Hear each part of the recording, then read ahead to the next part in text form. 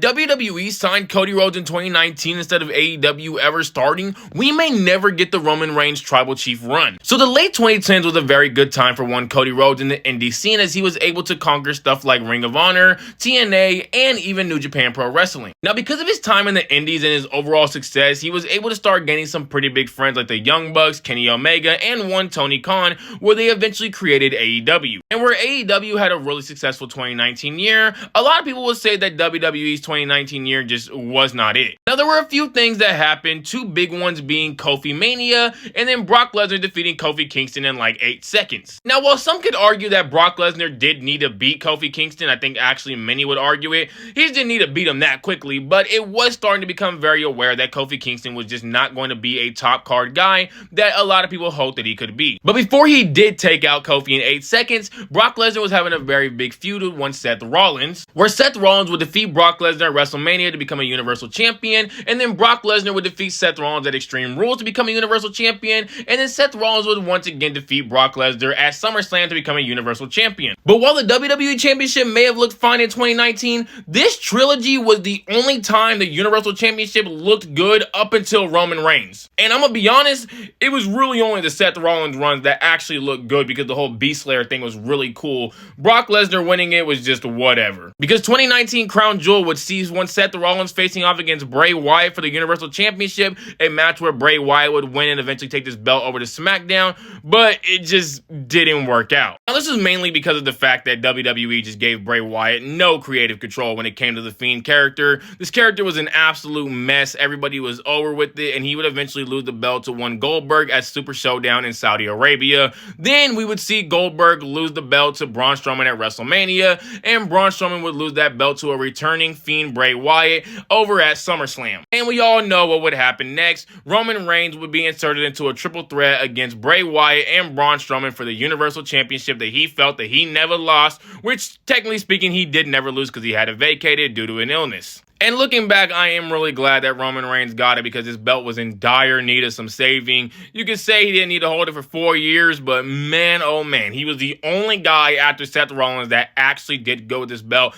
Even the Brock Lesnar run with that belt was not good at all. So shout out to Roman Reigns and the whole Tribal Chief gimmick for putting on one of the greatest championship runs of all time. But as I said earlier in this video, Cody Rhodes was a big indie star around this time, and had WWE signed him, they would have had a more solidified star for either the Universal Championship or the WWE Championship. Although it would have been more likely that Cody Rhodes would have went for the WWE Championship and not for the Universal Championship because the whole finish the story thing. Had we had it actually happen in 2019, it would have been for the WWE Championship, the belt that his father never won. Which means while this trilogy still happens, we don't get this, we likely instead get a Cody Brock Lesnar feud. Or it's very possible that WWE sees the state of the Universal Championship and decides to move Brock Lesnar to SmackDown to have him go take the belt from either Bray Wyatt or Goldberg. But if we're gonna make Cody champion, how exactly do we get to that point because of Kofi Mania? Well, I believe Kofi Mania should still be a thing because it was one of the biggest movements in WWE's history, along with the Yes movement, the We Want Cody movement, and you don't really get these moments a lot of times, so you gotta capitalize on it. And if we don't have this happen and we give that opportunity to Cody Rhodes to dethrone Daniel Bryan instead of Kofi Kingston, nobody's gonna get behind Cody. It's gonna be very similar to when Roman Reigns was trying to get over with the crowd, but everybody knew that, and everybody being the fans,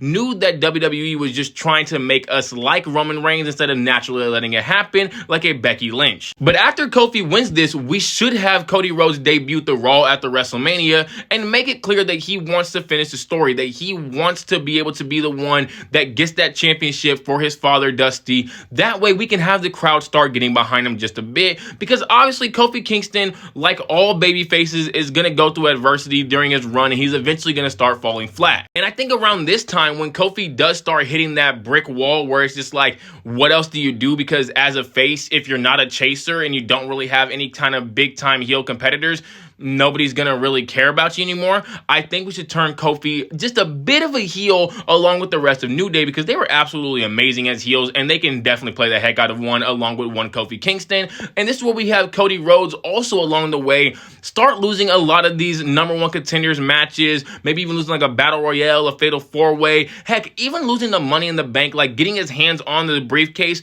but then somebody else gets it. And we just really start wanting Cody to be the guy that gets over over as the next person to be champion because everybody absolutely loves Cody Rhodes. Cody and Goldust were loved so much even before Dusty's passing, but especially after Dusty's passing, that a lot of people just wanted these guys to succeed, and that's kind of what helped Cody in the indie scene as well get so over with the crowd, was that we saw just how talented he was and that he could definitely be a big star in a wrestling company. And while Cody will be the next big star to be holding this belt, we don't have to look at Kofi Kingston as a transitional champion by any means, because a good 6 to 7 month reign with the belt from April to October is a dang good reign in my opinion, and I think we should start pushing the feud around like late middle September because of the fact that the next pay-per-view after the October 4th episode, when Kofi Kingston would lose that belt to one Brock Lesnar, would be a dang Saudi show, and we just don't want that match to happen there. So it's happened at the random Monday Night Raw beginning of October, and then we can start going into the reign of Cody Rhodes. So now with WWE having an established star in Cody Rhodes on their flagship show in Monday Night Raw, and then you have Brock Lesnar being a top champion over on Friday Night SmackDown,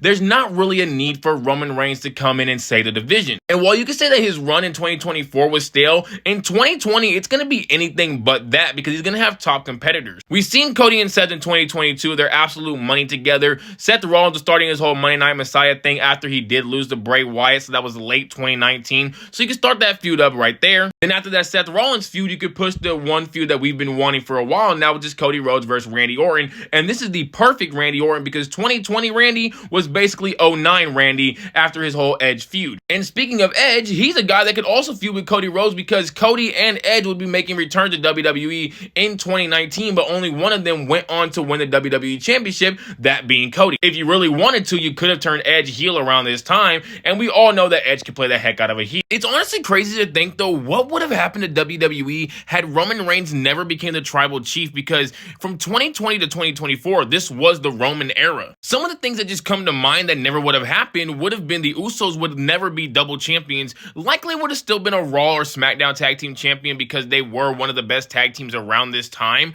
Then we have the likes of Miz never winning the WWE Championship. I don't think this happens. Although, maybe you could make a case that he does get the Universal Championship because Otis was the one that won the 2019 Money in the Bank, and then obviously Miz got it from Otis after he sued him and all that stuff. So maybe he does cash in on somebody who has the Universal Championship. He's definitely not cashing in on Cody Rhodes, so I can tell you that for sure. Then you have the likes of Drew McIntyre, who would go on to win the 2020 Royal Rumble and the 2020 WrestleMania against Brock Lesnar. Maybe he does defeat Cody Rhodes, but I don't think that happens either. I do think, though, that Drew McIntyre does win the WWE Championship sometime down the line because there's no way that Cody Rhodes is going to hold the belt for the entirety of 2020. Although, to be fair, if he's that dang over, maybe Vince McMahon does actually make the push and has Cody Rhodes be a champion for like a year and a half. So maybe Drew doesn't get a belt in 2020. It's also crazy to think about the fact that Austin Theory could have been the Universal Champion or the WWE Champion because of the fact that around this time when he won it, it was Brock Lesnar versus Roman Reigns for the WWE Undisputed Championship